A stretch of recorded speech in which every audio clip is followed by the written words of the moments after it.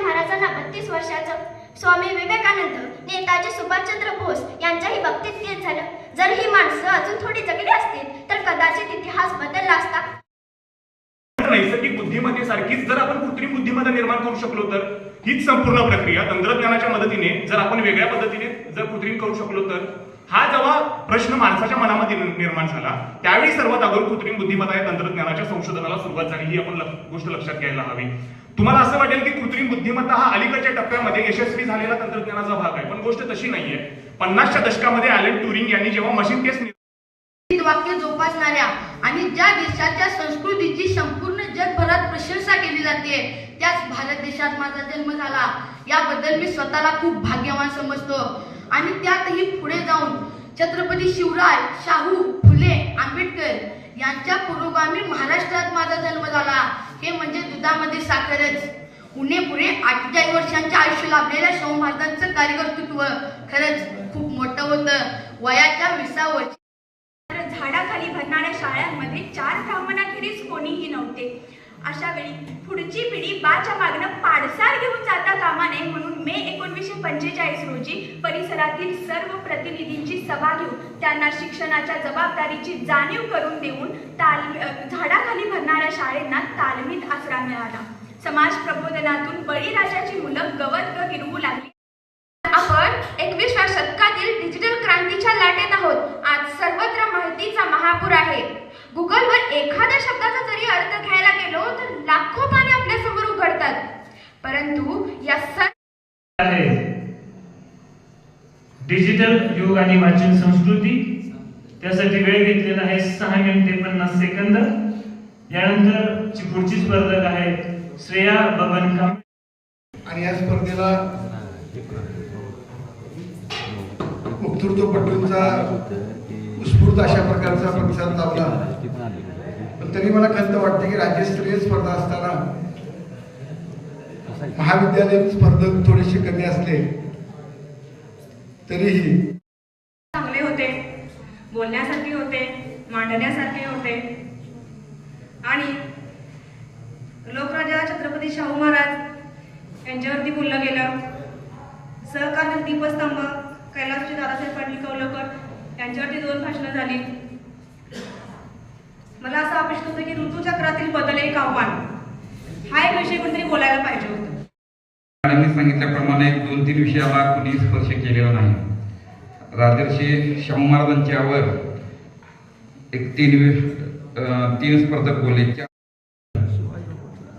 आपण ज्या राज्यस्तरीय शाहू खुल्या वक्तृत्व स्पर्धा घेतल्या या अनुषंगानं मला वाटते 4-5 दिवस झालं कंटिन्यू भुवन सर बाकी सर्वच जण या ठिकाणी परिश्रम घेत आहेत.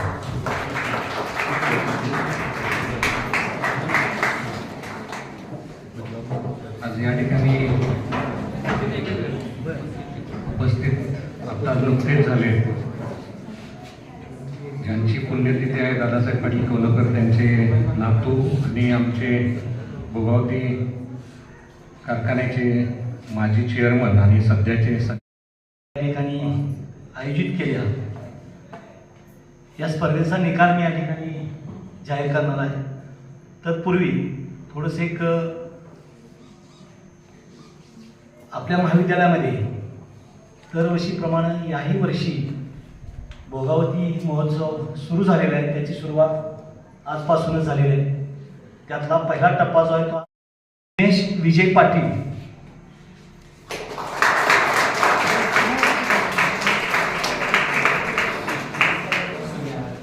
मी मान्यवरांना विनंती करतो की त्यांच्या शुभ हस्ते 5वा क्रमांक मिळालेला आहे प्राची संदीप जाधव.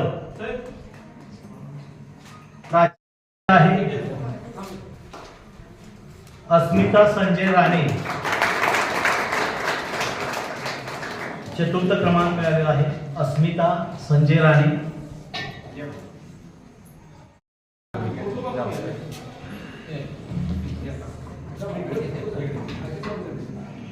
त्यानंतर तृतीय क्रमांक आणि द्वितीय क्रमांक आम्ही विभागून दिलेले आहे. त्यामध्ये तृतीय क्रमांक जो आहे वेदिका उत्तम पाटील व संकेत कृष्णात पाटील या 2 स्पर्धकांना विभागून देण्यात आलेला आहे. वेदिका उत्तम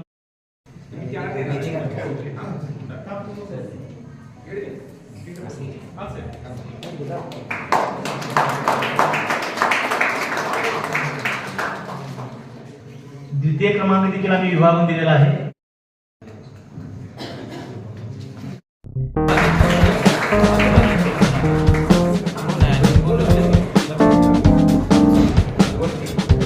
श्रीमयी दादा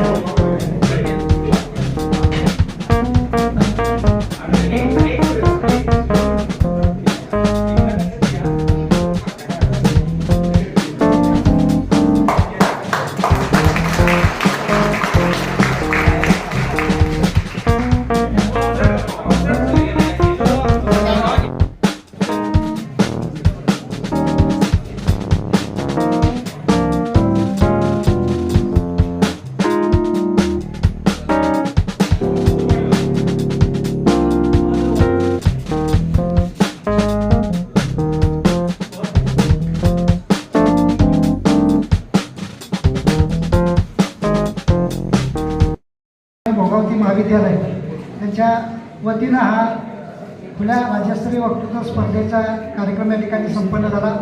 सकाळी याचं उद्घाटन झालं मान्यवरांच्या हस्ते. सकाळच्या उद्घाटनाच्या समारंभाला भोगावती कारखान्याचे चेअरमन माननीय